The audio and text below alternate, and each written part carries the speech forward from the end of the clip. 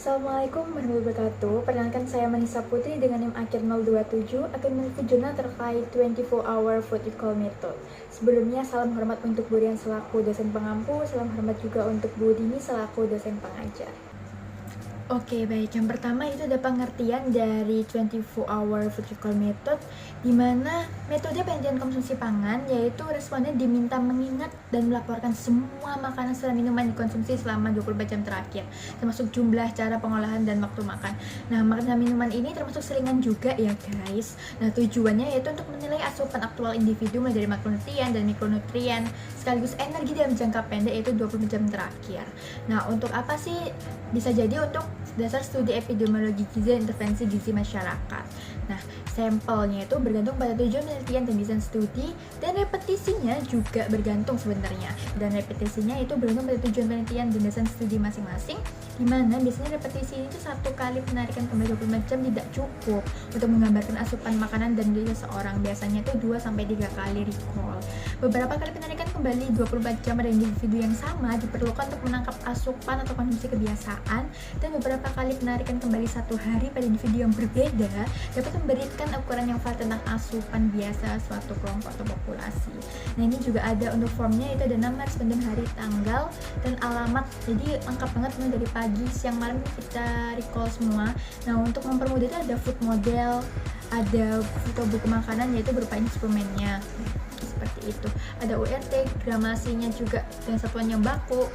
Ini step by stepnya gimana sih menurut FAO tahun 2018 ini. Teknik pengambilan datanya itu yaitu yang pertama wawancara dengan metode multiple test, yaitu beberapa tahap penggalian informasi, yang kedua mencatat semua makanan dan minuman selama 24 jam terakhir. Yang ketiga, data kemudian dikonversi ke energi dan zat gizi menekan tabel komposisi pangan lokal, dan keempat, menganalisis asupan mikronutrien energi. Nah, ini Adju Alfie et al. Tahun 2023 juga sama, quick list, mereview, menggali informasi, menanyakan detailnya kembali, dan mereview kembali semua jawaban responden. Nah, kapan sih metode ini dipakai? Nah, 24 hours food recall method ini digunakan efektif untuk gambaran pola konsumsi jangka pendek atau short term intake. Digunakan untuk perencanaan program gizi, kebijakan pangan, dan evaluasi intervensi gizi. Nah, ini cocok juga untuk survei masyarakat untuk mengukur pola konsumsi rata-rata populasi. Bagaimana sih karakteristik dari sampel 24 hour food recall method?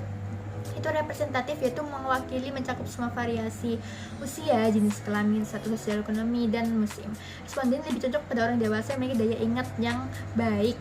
Nah, jadi kayak lansia, anak kecil, dan populasi keterbatasan kognitif itu biasanya ada proxy responden atau misalnya orang tua atau caregiver, jadi ada orang yang menemani gitu.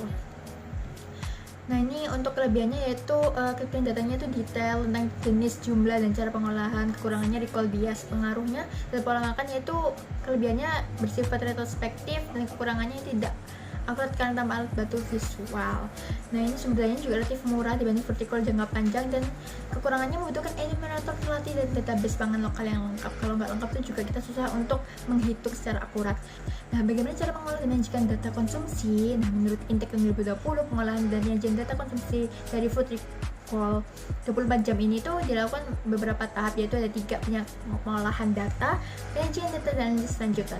Pengolahan data ini yaitu porsi makan dilaporkan dicatat dari satuan yang baku atau gram atau mililiter menggunakan food composition table, yaitu juga setiap bahan makanan dipetakan ke nilai kandungan gizi, jadi energi, makronutrien, dan mikronutrien sesuai dengan FCT lokal dan internasional.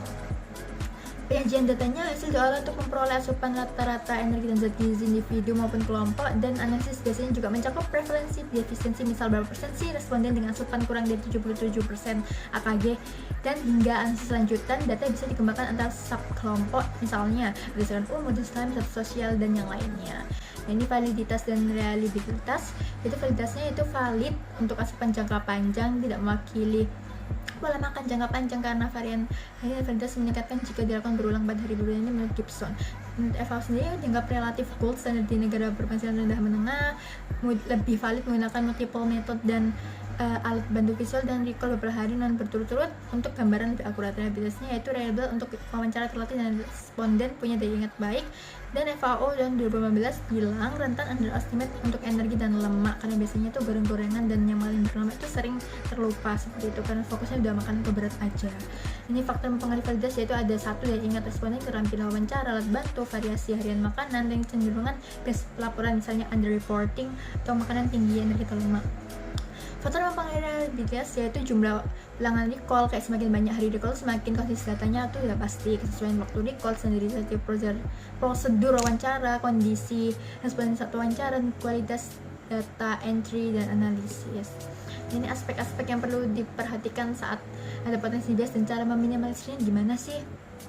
Recall bias yaitu menyarankan multiple pass recall untuk meningkatkan akurasi daya ingat, yaitu menurut Intik juga sama, menekankan pengulangan recall. Biasanya juga ada weekday sama weekend gitu untuk variasi konsumsi. Ada social disability bias atau jawaban yang terlihat sehat, yaitu penting juga report dengan sesuai agar jawabannya juga jujur, jangan terlalu menekan gitu. Wawancara dan untuk problemnya dengan netral, tidak menghakimi. Juga ada latihan untuk intensif wawancara untuk probing efektif, dan panduan survei menekankan standar training in manual untuk wawancara. Ada perbandingan dari Gibson dan Intik untuk perbandingan dari 24 hours food recall dan another method lainnya. Jadi keunggulannya mudah, murah, dan cepat dilakukan dan cocok digunakan untuk jangka pendek. Kelemahannya sangat bergantung pada daya ingat responden, sudah pasti.